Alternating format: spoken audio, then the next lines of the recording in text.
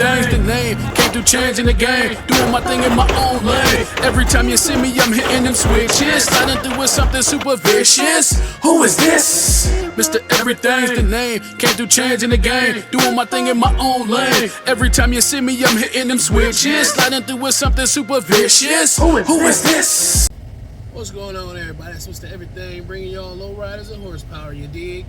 Rain, sleet, hail, snow, and shine, nothing and no one stops the grind, not even the haters on the sidelines. And today, I'm in the Challenger, but I'm gonna get something for the Lowrider. So hopefully this is the last video that you see working on this particular part of the Lowrider. I'm gonna see if I can get something sharp enough to cut, like some type of shears or something to cut through the air filter, because you know you got that little bit of like that aluminum, that mesh, and then you got that paper, you know, that's part of the filter. So I need to be able to cut through that, make a nice hole so I can put the exhaust through that, so that part of the exhaust goes right back into the intake. That's originally how it was designed, and you know, as time goes on, people use aftermarket parts, everything like that doesn't have all that stuff. And I mean, I wouldn't even try to find that stuff, but seeing that it's still on my truck, I'm just gonna try to do it the best way that I can, which is a custom job, you dig? So that's where I'm at right now. Go ahead and hit that like button, subscribe to the channel if you haven't already, but if you have, thank you very kindly. I appreciate everybody who, you know, subscribes to the channel, because you could be anywhere watching anything, but you right here watching Mr. Everything, you dig? So just check out what I got. All right, it's nice and clear out here, a little sprinkle but nothing major. So I'm gonna go ahead and take this top off real quick, take the filter on out.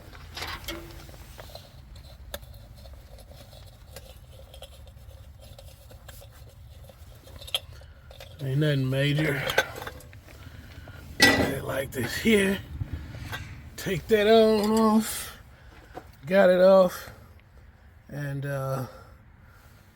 get a little closer here. So I got the blue mark there. There's one on the left side, one on the right side.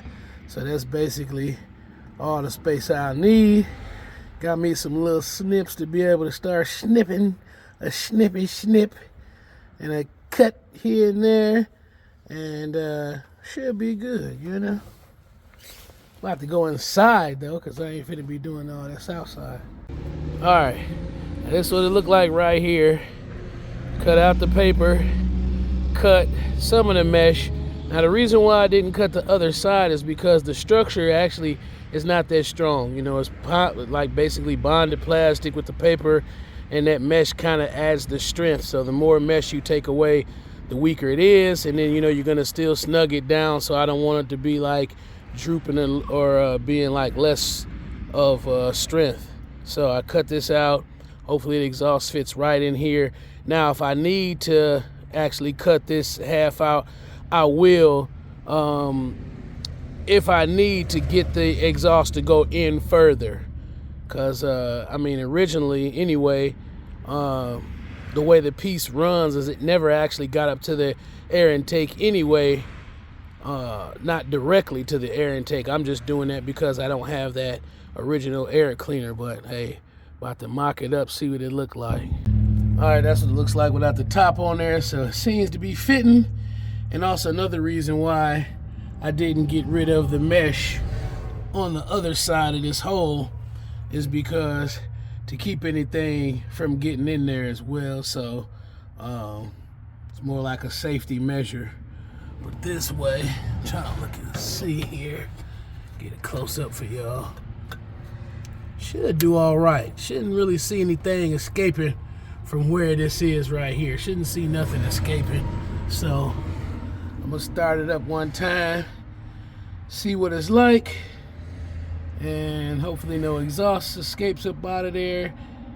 But if I do see anything escaping, then I'll go ahead and cut out the mesh on the other side and put it all the way in there, so that that heat will be further in there.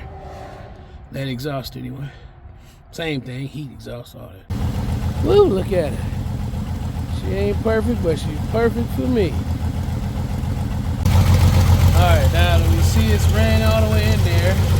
There's no exhaust coming out of where I put that hole. Now, crazy part I will show y'all, if you look at that exhaust, it's running. It's like more pressure, like it just looks way better. Now, it's crazy, but this exhaust does have a hole under it. So there's an the exhaust has like a hole like back where the muffler is underneath here, and then that little that's another hole that I got that's down there. So this exhaust has a couple holes in it leading back to the back, but this thing started running good once I ran that exhaust, that extra exhaust. Like, this thing runs 10 times better. It normally takes me, depending, it could take me up to 10 minutes running this thing, hitting the gas, patting the gas, before it actually just runs straight by itself without me having to, you know, feather the gas. Every time it idles down, you know, I tap the gas and it comes back a little bit, and I have to do that for minutes. With this, that little bit of air that's getting in there, this thing is running like a top. It's crazy. Like, it's literally, like, I can't even explain it almost. There's a miss that it actually had without that exhaust going in there. So I'm just gonna read something to y'all, because, you know, I told y'all I was gonna be looking into the smog system a little bit. I never really paid no attention to it growing up. I never really cared, you know, even 20 years ago, I never really cared about, you know, how the smog was, because a lot of times if I got a vehicle and you didn't have, if the mechanic was working on it, he'll say, oh, you don't need that, and he'll just take all that stuff off of there. But this vehicle still had some of those components on there. So I'll read it. It says, smog pump systems were designed to introduce clean air to the engine exhaust to help unburned hydrocarbons to continue to be burned as they travel down into the exhaust system and ultimately out the tailpipe. So basically it was getting you some clean air in with the engine to help burn up the carbon, I guess, that's coming out of the tailpipe there. And I also did some more reading. It said, you know, if you didn't have that on, if you tried to delete that system, for states that had emission tests, you would automatically fail them, because it would notice that there'd be more carbon in your exhaust. So I guess they basically did it to somewhat clean the air. And as time went on, they didn't have any more like smog systems. I think that's where they started doing more catalytic converters and oxygen sensors, all that other stuff, to make sure that there wasn't as I guess, to make sure that the exhaust going in the air was cleaner. But that's the end of this one here. I did get the new battery terminal in for this, so I'm gonna install that too. But I mean, this thing really runs a lot better, y'all. I mean, seriously, I can't even describe it. I mean, you'd have to check out some of them old videos, you know what I'm saying, and listen. I mean, it kind of seems similar, but I mean, this thing really has like more exhaust shooting up out of there. So I don't know, it's got to help it run better.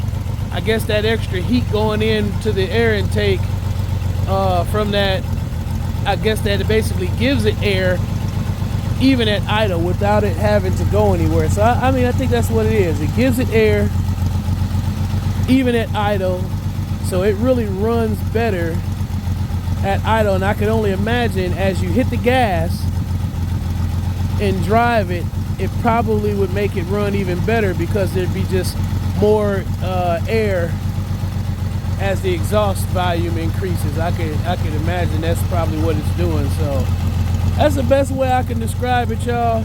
This thing is running 10 times better, and just gonna keep on building on this thing, man. You know what I'm saying? I'm waiting. The 300. I got the little torch I was telling y'all about, but it's gonna be a while before I can pick it up. but it's gonna be coming. So I still got to put those rear pads and rotors on it. I don't know what I really want to do to this thing next to Challenger. I don't really know what I want to do. I just kind of enjoy driving it every day. Really, the thing I'm trying to really focus on is the next thing I'm going to do to the Trans Am, because I am looking for a transmission for it right now. One that's going to perfectly fit. I know different transmissions fit on the 305, but I don't want to have to do a whole bunch of switching of things, so I am going to try to get the direct transmission that fits the motor that I got, which would be a 4L60E. I mean, I know that they say you could hook a 700 R4 or a 350 to it as long as those bolts and stuff match. They said you probably have to switch stuff around, like I guess how maybe one of the sensors, because it's 4L60E, I guess the E, that means it's electronic. So if you don't have that, then you'll have to reroute some stuff to make that transmission, I guess as far as the speedometer and stuff is concerned, to make it work. So I really don't want to do no switching or nothing, so I kind of want to just put the right transmission back. But pretty soon this thing gonna be on the road. I take it out every once in a while and start it up, move it, just to keep it all continuous. And was on the fence of whether I was gonna get that Diablo tuner for the computer itself, so I could do it myself, or actually take it to a dyno shop and have them not only dyno it, but give it tune it for some extra power. Only thing about the dyno the Diablo tuner is you can turn that thing on and off. If I take it to the shop to just get it tuned, it's gonna run what it's gonna run all the time. So I don't know if I'm prepared for that yet, but man, this thing, it's really running a lot better. It's crazy. It's like it's way stronger.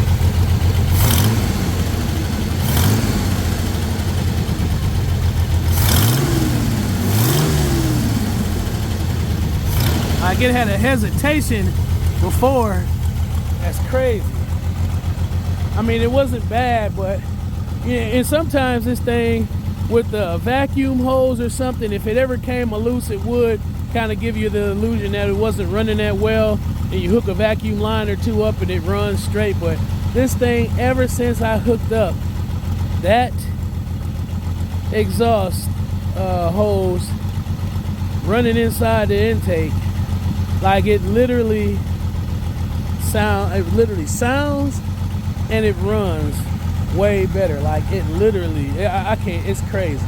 I'm like at a loss for words of how good it's running, like, straight up. Well, all right, y'all, glad y'all hung through to the end of this video. Just sitting there in amazement at how good this thing is running with that exhaust running the right way in that intake. It's just crazy. I just can't believe it. But anyway, y'all could be anywhere watching anything, but you right here watching Mr. Everything. Rain, sleet, hail, snow, or shine, nothing, and no one stops the grind. Not even the haters on the sidelines. I'm Mr. Everything, bringing you all low riders and horsepower. Till next time, I'm out.